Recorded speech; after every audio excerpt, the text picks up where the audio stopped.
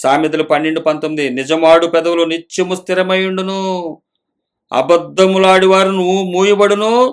నిజమాడు పెదవులు నిత్యము ఉండును, అబద్ధమాడు నాలుక క్షణమాత్రమే ఉండును. 70-80 సంవత్సరాలైనా, అధిక బలం అంటే 100 ఏళ్ళైనా వారు క్షణమాత్రమే ఉండును. వాళ్ళు చెప్తున్నటువంటి అబద్ధమైనటువంటి వాటిని చూపిస్తున్నారే, అది క్షణమాత్రమే ఉంటుంది. అబద్ధం అంటే ఏమనుకుంటున్నారు? చాలా డేంజర్ అది. నేనేదో సరదాగా చెప్పేస్తున్నాను అయిపోయింది అనుకోమాకండి, ఎగతాళి చేయమాకండి. దేవుడు శ్రమించాడు, ఆయన శ్రమను దోచుకోమాకండి. నిజమాడు పెదవులు స్థిరమై ఉండును అయి 63:11 కీర్తనలు. అబద్ధమాడు వారు మూయబడుతుంది అది.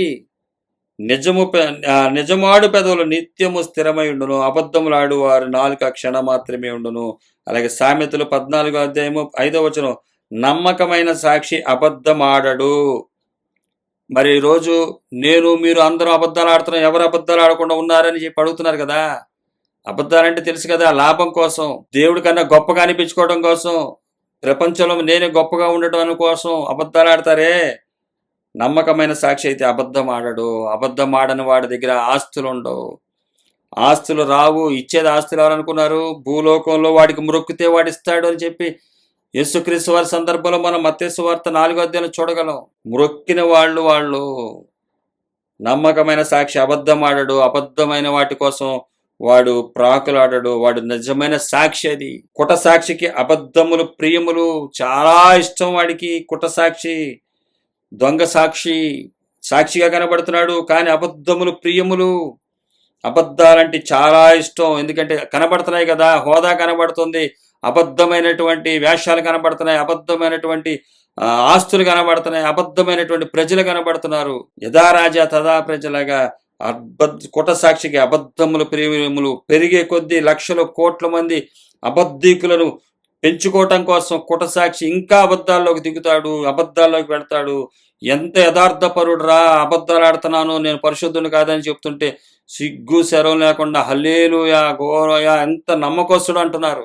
నమ్మకస్తుడు అంటాడు. దొంగోడ్రా, నేను దొంగతనం చేశానురా, మొన్న మీ ఆస్తి మొత్తం ఎత్తుకుపోయానురా అని చెప్పి వాడి దగ్గర అందరూ ఉండేసరికి పర్లేదులే, నువ్వు మంచి పని చేసావు, పోతే పోయిందిలే అని చెప్పి అంటారా? ఒరే, నేను మంచోడిని కాదురా అని చెప్తున్నా కూడా వినట్లా. ఎందుకంటే వాడికిలాగా వీళ్ళు అవ్వాలని, వాళ్ళకిలాగా వీళ్ళు అయిపోవాలని. వాళ్ళకి ప్రియం అది. నమ్మకమైన సాక్షి అబద్ధం ఆడ్డు. దేవుడికి నమ్మకంగా జీవించేవాడు అబద్ధం ఆడ్డు. ఈరోజు నేను ఆడుతున్నాను, మీరు ఆడుతున్నారు, మనందరం ఆడుతున్నాం అని చెప్పి అంటే వారు ఏంటంట, వారికి వారే పట్టుకుంటున్నారు. గర్విష్ఠులు వారికి వారే చిక్కబడుతున్నారు అంటున్నాడు ఇక్కడ 59వ కీర్తన 12వ గర్విష్ఠులు అబద్ధములాడి చిక్కుబడుదురు. వాళ్ళే చిక్కబడుతున్నారు. ఏదది? ఆయన నీచ స్థితికి తీసుకువెళ్తాడు ఆయన, నశించిపోతారని చెప్తున్నాడు ఆయన. కీర్తన గ్రంథము సామెతల గ్రంథము 17:4 చెడు నడవడి గలవాడు దోషపు మాటలు వినును, నాలుక హానికరమైన మాటలు పలుకుచుండగా అబద్ధీకుడు చెవియొగ్గు. చెడ్డవారు చెప్పే మాటలు వింటాడు ఎవరు? అబద్ధీకుడు. వినాశనకరమైన మాటలు పాటిస్తాడు అనమాట. అంటే నాలుక హానికరమైన మాటలు పలుకుచుండగా అబద్ధీకుడు చెవియొగ్గును. 17:7 అహంకారంగా మాట్లాడుట బుద్ధి లేని వారికి తగదు, అబద్ధ మాట అధిపతికి తగదు. ఒక నాయకుడికి, సేవకుడికి, పాస్టర్కి అబద్ధమాడుట బొత్తిగా తగదు. సామెతల గ్రంథం 17:7 అధిపతికి బొత్తిగా తగదు. విశ్వాసులు మాట్లాడుతున్నారంటే వాళ్ళు మాట్లాడదని చెప్పాలి అక్కడ. నేను మాట్లాడతాను, మీరు మాట్లాడినంటే ఇంకేంటది? తగదది. నాయకుడు కాదు, కుటిల నాయకుడు, కుట సాక్షి. 19వ అధ్యాయము సామెతల గ్రంథం 5వ కుట సాక్షి శిక్ష నందకపోడు. కుట సాక్షి ఏమవుతాడు? శిక్ష నందకపోడు. అబద్ధములాడువాడు తప్పించుకొనడు. ధైర్యంగా చెప్పేశాను అనుకుంటున్నారేమో, చిక్కబడ్డారు, జాగ్రత్త. ధైర్యంగా చెప్పేసామనుకుంటున్నారేమో, వదిలిపెట్టండి అబద్ధాన్ని. అబద్ధములాడు వాడు తప్పించుకోలేడిగా. కుటసాక్షి శిక్ష నందకపోడు.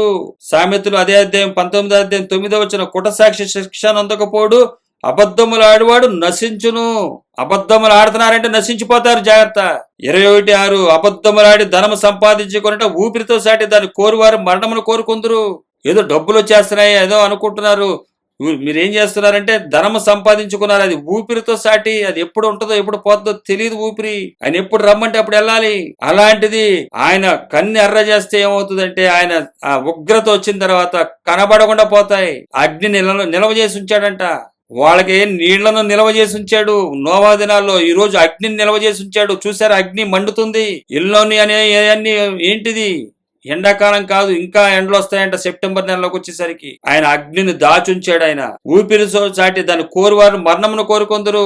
అబద్ధాలు మాట్లాడలేదు అంటే అది అబద్ధం అంటున్నారు కదా, అబద్ధాన్ని మాట్లాడుతున్న వాడు అది ఏం కోరుకుంటున్నాడు? మరణాన్ని కోరుకుందరు. మరణాన్ని కోరుకుంటున్నారు మీరు. నేను అబద్ధాలు మాట్లాడుతున్నానా లేదనేది నా దేవునికి నాకు తెలుసు. కానీ నేను మాట్లాడకుండా ఉండటానికి నేను ప్రయత్నం చేయాలి. నేను అబద్ధాలు ఆడుతున్నావా అని నేను నిరూపించుకోవాల్సింది ప్రజల దగ్గర కాదు, దేవుని ఎదుట. నాలో నేను ఆయనతో పాటు ఉన్నటువంటి సంభాషణలోనే తెలుస్తుంది. నేను ప్రకటించుకోని అవసరం లేదు నేను అబద్ధాలు ఆడట్లేదని చెప్పి. నేను ప్రకటించుకోని అవసరం లేదు. నా దేవుని ఎదుట నేను ఏ విధంగా ఉన్నానో, అబద్ధాలు ఆడకుండా ఉండటానికి నేను ఏ విధంగా ప్రయత్నం చేస్తున్నానో, ఏ విధమైనటువంటి నడక నేను కలిగి ఉన్నానో చూడాలి.